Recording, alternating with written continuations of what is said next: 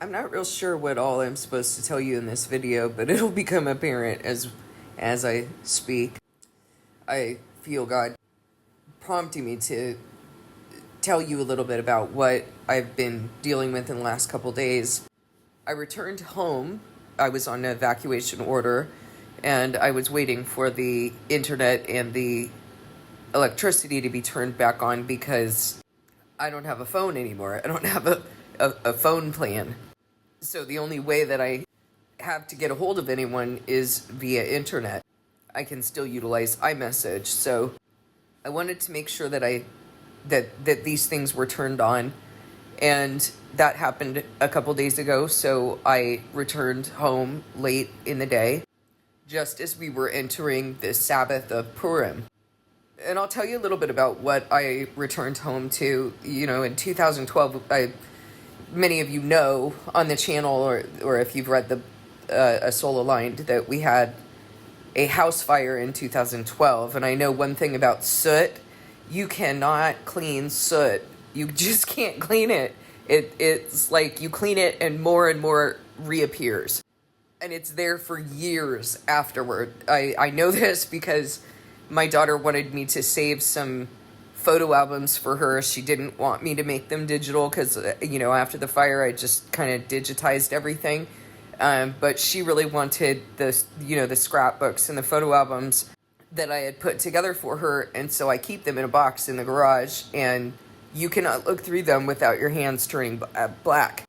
It does not matter how many times you clean it and what you clean it with. It will never, ever, ever, ever get clean. So I returned home. There was no damage to my property. Absolutely no damage. Nothing even tipped over.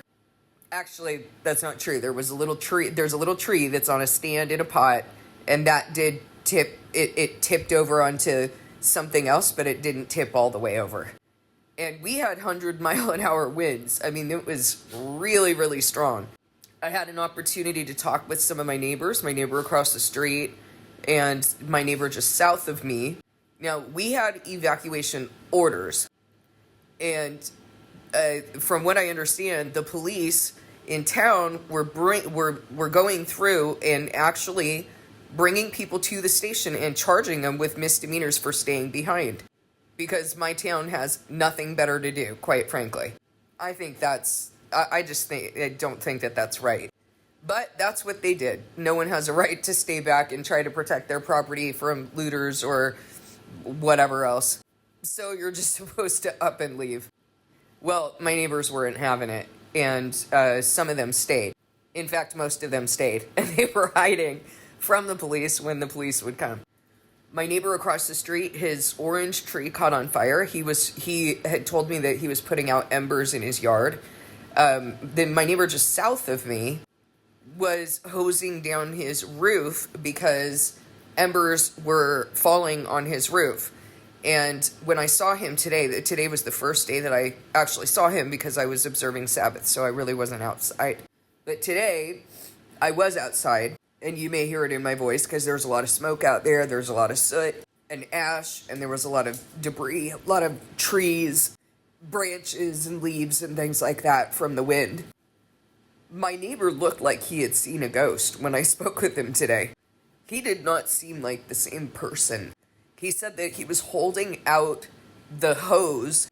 Now, if you guys have been watching anything about the fires, any footage, you might have seen the gusts of wind and the embers in those gusts of wind. He said that's what it was. So I haven't gone out. I haven't, even taken the dogs for a walk because there's so much soot around here that if I take them for a walk, then I've got to, they're going to track everything into my house. That's just how bad it is. So it was enough for me to just clean up my yard. But I intend on probably maybe tomorrow I'll drive up, really just a couple houses up. From what I understand, those homes were burned. Literally a couple houses up. And that's where the National Guard was. So thankfully, God is capable of protecting my home, but obviously he often uses certain things. The National Guard was literally 2 or 3 houses up from my house. So that helps with looters. That helps to dissuade them. I believe that myself and my neighbors sort of catty-corner to me were the only ones who left. And it was hard to leave because you have to fully trust that God is going to take care of your house and that, this isn't going to be the last time that you're seeing your home, and trust, and you have to examine yourself and know that you are for sure in him and that he's going to pass over you.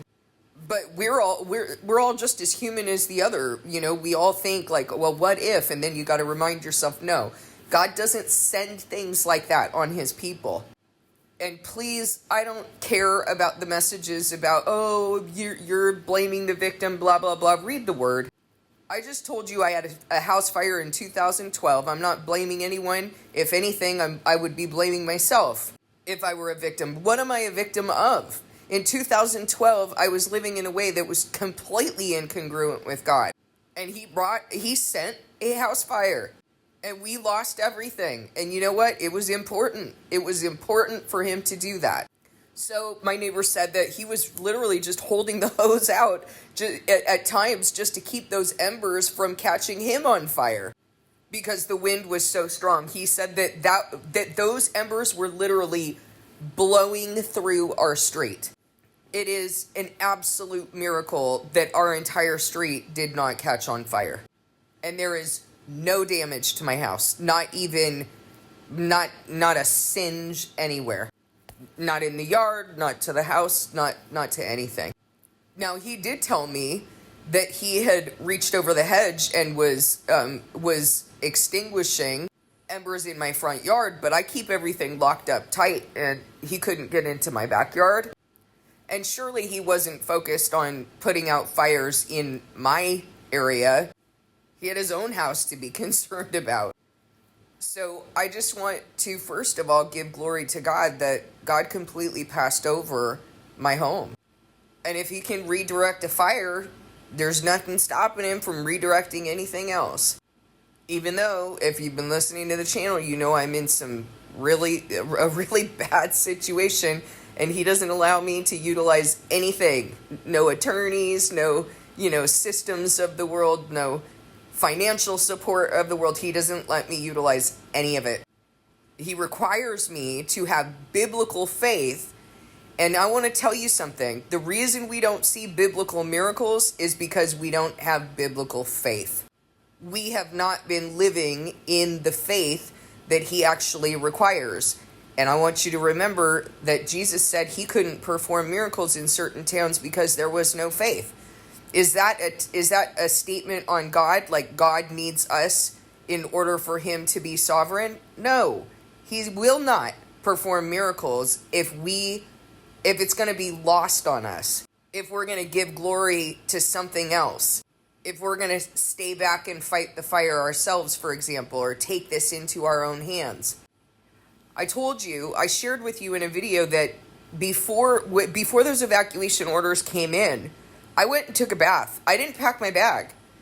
I did not pack my suitcase. I went and took a bath because that's where I go when I'm isolating myself, like really isolating myself with God, because you can't really distract yourself with anything when you take a bath. So I went and took a bath and waited for his answer as to what to do, because what I was taking up with him is, Isaiah says, go my people, close your door in your rooms and hide yourself for a little while until his wrath has passed by. And I was like, well, if the evacuation orders come in and you have not told me otherwise, then I'm going to obey the evacuation orders, because you also tell me to submit myself to the authorities. So speak now or forever hold your peace. So that was sort of the arrangement that I made with him. And then I continued to ask him, did I make the right decision? Because I really didn't want to be in a situation in which I was disrespecting him or doing something because I was scared or even because my children were scared, because my son, he said, I feel concerned. I'm concerned when I sent the picture of the fire and how close it was, coming from Eaton Canyon Golf Course. I can't make decisions for anyone else before God. So I just waited. I waited for him to instruct me. And he confirmed after I had left, because that was very difficult. It was really hard to leave.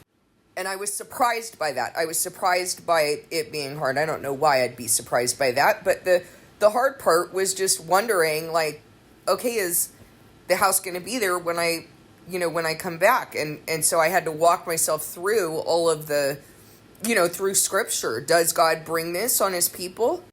No, this is what he talks about bringing in judgment when we've spurned him. He doesn't bring this on his people.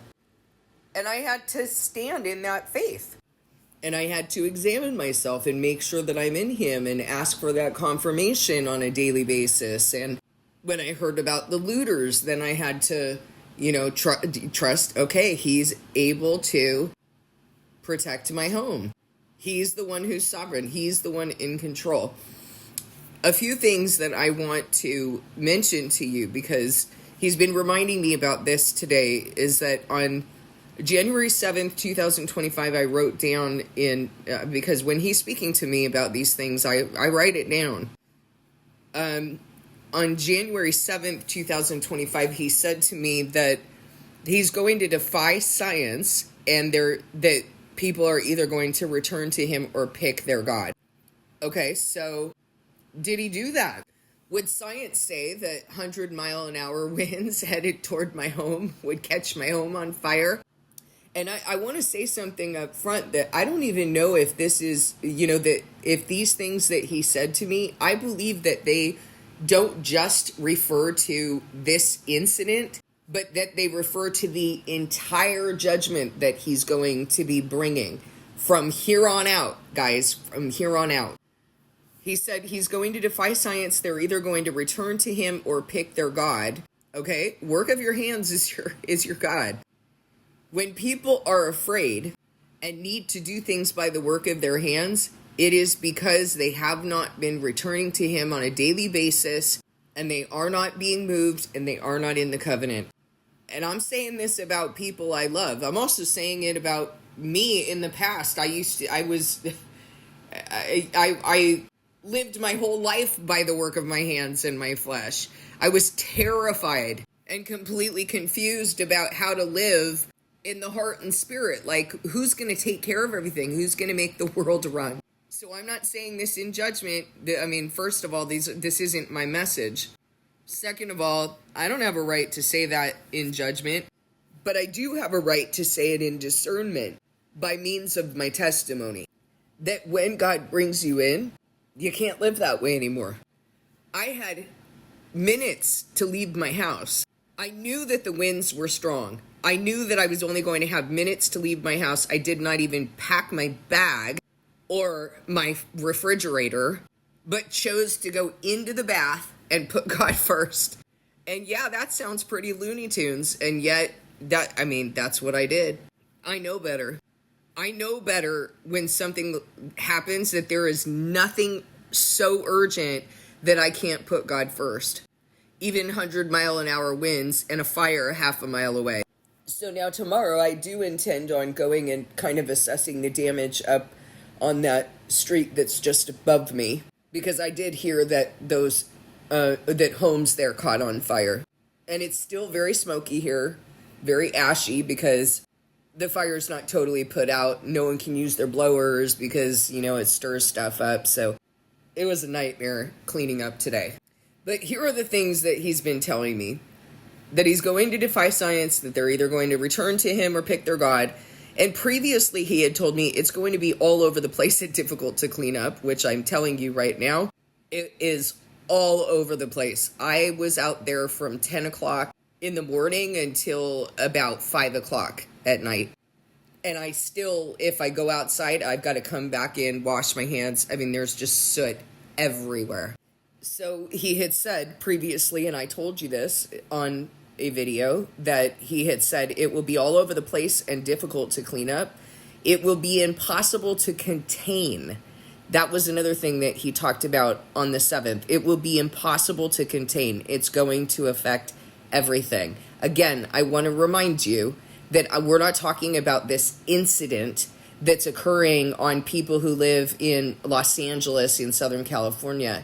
I'm talking about what all of you are going to experience. And something about that I want to say. You all have been, partaking of my offering on this channel. I don't ask anything of you. Do I say, oh, donate to my Patreon account? I can't bring you this message unless you give me some money. Do I say that? You know how many people have contacted me to check on me? Two people emailed me. A couple in Tennessee and one in Michigan. What's the matter with you guys? Have I asked you for anything? How can you claim to have the love of God in you and you don't even check on a brother or sister? That's just weird. That's just truly bizarre. Everyone in the world knows what's going on in Los Angeles, California right now. And I'm not saying this for my sake, because God's the one who takes care of me. But that is a heart issue, guys. That is a heart issue, to be so self-centered that you would come here and eat at my table and not even ask if I'm okay. I hope you take that up with God, because this judgment is coming for you. You're going to be affected by it. Why do you think I'm sharing this with you? It will be all over the place and difficult to clean up. It will be impossible to contain. It's going to affect everything. And the last thing I wrote down on the 7th was that I don't need to be looking at the news. I'm going to know. And that's exactly what happened. My neighbor texted me. He said, come out to my driveway. There's a fast-moving fire just behind Eaton Canyon Golf Course, which is about a half a mile away. And by that time, the winds were just crazy. So, we knew that it was coming for us quickly. And by the time I left, it was already in the mountain just behind or north of my house. And when I returned home last week with my son-in-law to check on my house, the National Guard was right there on that street, so you could see them, from my front yard. And they were blocking people from even being able to get up there, just 3 houses away. So what I understand, and the reason why I started this video, is that you need to know that this is coming for you. You need to know and discern the times so that you know what you're supposed to do. Now, what are you supposed to do right now? You're supposed to return to God, which is part of the reason why I say to you, if you can't even check on someone and you claim to be in the body in this family of Christ, how can you justify that God's in you? Return to God. There is no way that you can be saved with that kind of a heart. I'm just looking through my notes here. One of the other things that he said to me on 12/2/2024 is that I'm not going to know how he's going to bring this judgment. And I think that's really important, because there are a lot of political commentators and, of course, people that you shouldn't be listening to them either, but you shouldn't be listening to so-called prophets that you haven't discerned. We're not going to know how. God speaks to me. I tell you things and they come true. And yet, even with them coming true, he doesn't give me a play-by-play like these psychics calling themselves prophets. I didn't know how he was going to send that. And I believe that part of the reason he doesn't say how is because we try to take it up by the work of our own hands. There's nothing I did to protect my home. My neighbor even said, seal off any openings in your attic and this and that. I didn't feel for 1 second that I needed to do that. God is either going to protect my home or he's not. There's nothing that he needs me to do. But a lot of times we can, we watch the news and the news has some sort of expert or commentator. And for me personally, I start thinking, okay, is this the way that God is going to do it? Is that the way he's going to do it? And he corrected me on it. And he said to me, you're not going to know how. He doesn't consult with us. He tells me just enough. And you know what? It's really hard. It is almost tormenting sometimes, because he tells me he's going to do something, and then it's like month by month by month goes by, years go by. Now he's starting to fulfill things that he's been talking to me about for the last 3 years. Something else that I have written down here are several scriptures that he had spoken to me regarding going before us and finding us a place to rest. And the one that I keep going back to that is really meaningful to me is Deuteronomy 31:18. The Lord himself goes before you and will be with you.